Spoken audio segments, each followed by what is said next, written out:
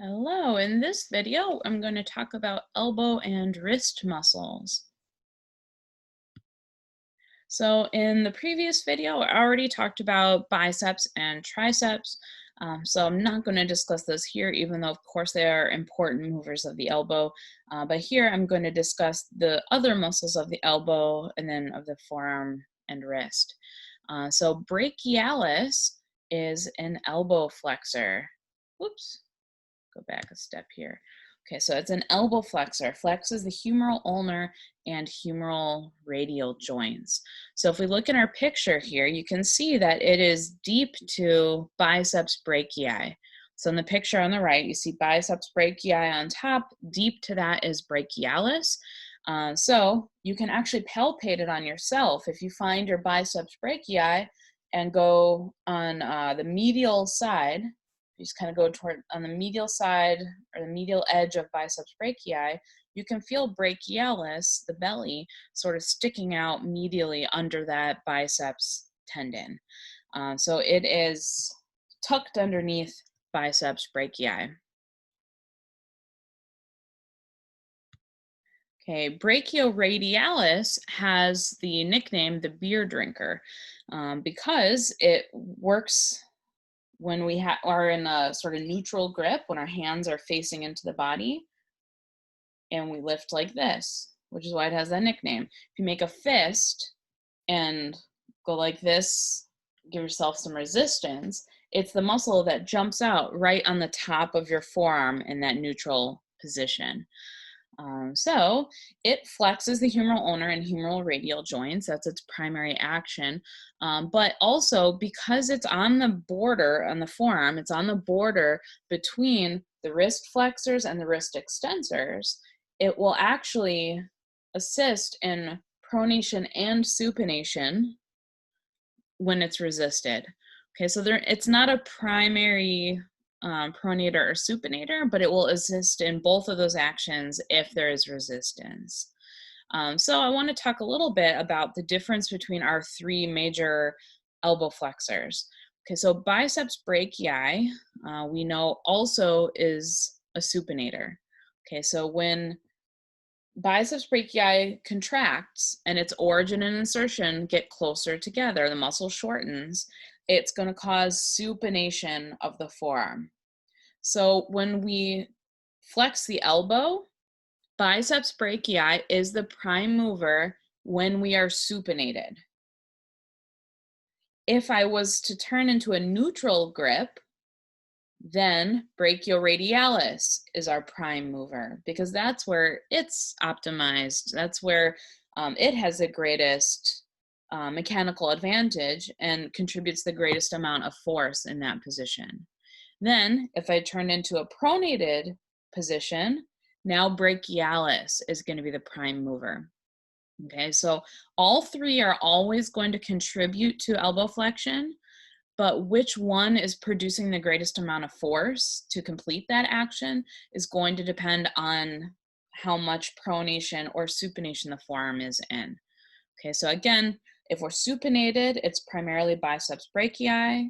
If we're in a neutral position, primarily brachioradialis. And if we're in a pronated position, primarily brachialis. Okay, a supinator is just this little muscle on the lateral posterior part of the elbow. And it's very simple. Its job is to supinate. And so we talk about supinating the forearm, or more specifically, if we're describing the joints that are moving, which we should be, supination of the proximal and distal radial ulnar joints. Okay, pronator teres, exactly what it sounds like. It is a pronator muscle, which unfortunately it looks like it's covered by my video right now on the picture, but you of course can look at this PowerPoint later on Moodle. But it's exactly what it sounds like. It pronates the proximal and distal radial ulnar joints and very weakly and minimally assists to flex the humeral ulnar and humeral radial joints. But again, we have three much bigger, stronger elbow flexors, so this is it's a minimal contribution. Pronator quadratus, quadratus like square. So it's that little square muscle all the way at the distal end of the limb, down at the wrist.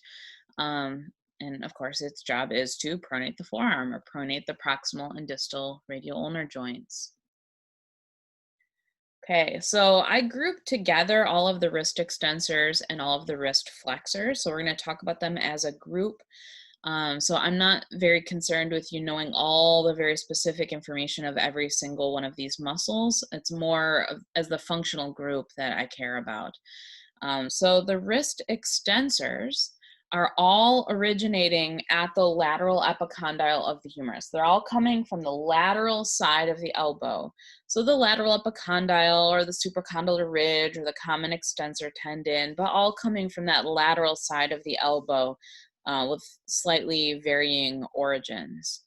Okay, then they have different insertions. So they come from the lateral elbow. They all travel through the posterior part of the forearm and then have different insertions at different parts of the hand and wrist. Okay, depending on the insertion is what determines its actions. They all extend the wrist, of course. That's why they're in this group together. They're all wrist extensors. But extensor carpi radialis longus goes to exactly where that describes. Extensor, it's on the extensor side, it's on the posterior forearm, crosses the wrist, carpi, and goes to the radial side.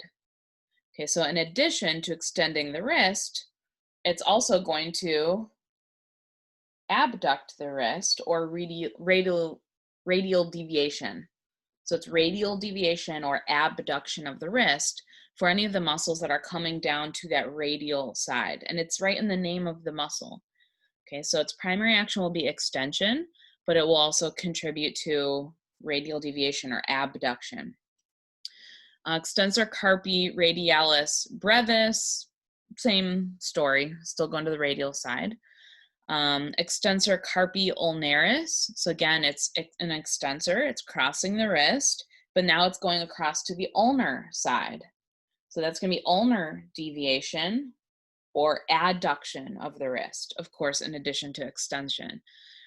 Okay, and then we have extensor digitorum, which is on the extensor side. It's on the posterior side of the forearm, and then it's coming up and going out to the digits to extend the digits. Okay, and I just went through all those actions, but here they are again. So if you're looking at this PowerPoint later, you have all that information there. Okay, then the wrist flexors, similar story, but now we're on the opposite side. So they're all coming from the medial side of the elbow. So the common flexor tendon, the medial epicondyle, the supracondylar ridge, so all origins at that medial part of the elbow. Then they're traveling on the anterior side of the forearm. They're in that anterior compartment. And then going to different insertions around the wrist and hand.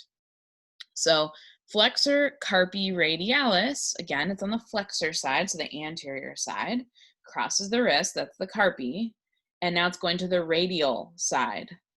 So if it goes to the radial side, that means it will contribute to radial deviation, which is abduction, abduction. Okay, then we have flexor digitorum, that is going on the flexor side, the anterior side of the forearm, out to the digits to flex the digits. And then we have flexor carpi ulnaris, flexor side, going across the wrist, that's the carpi part, and then to the ulnar side, ulnaris. So we get ulnar deviation, which is also adduction, adduction. And then finally, Palmaris longus. That's kind of the odd one out. This one really just goes, it's on the flexor side, it really just anchors here at that palmar fascia and puts tension on the palmar fascia. So of course, like all of these, they all flex the wrist as their primary action, but it's also putting tension on that palmar fascia there. Okay, and that's everything I just covered there. Again, you can look at that on the PowerPoint afterwards. And that's all I have for you. So thank you again for watching. See you in the next video.